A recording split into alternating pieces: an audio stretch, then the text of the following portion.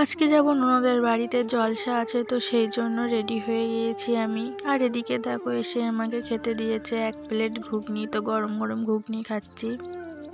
আর তারপর এদিকে এসে দেখো ফুচকা খাচ্ছি, তো সবাই মিলে একসাথে ফুচকা খাওয়ার মজাটাই আলাদা।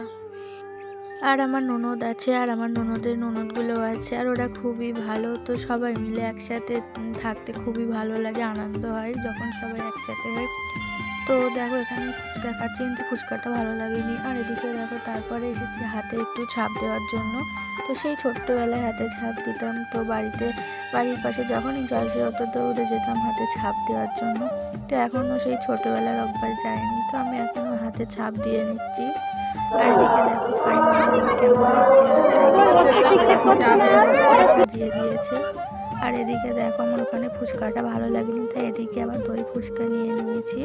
তো এই কাকুটার কাছ থেকে দই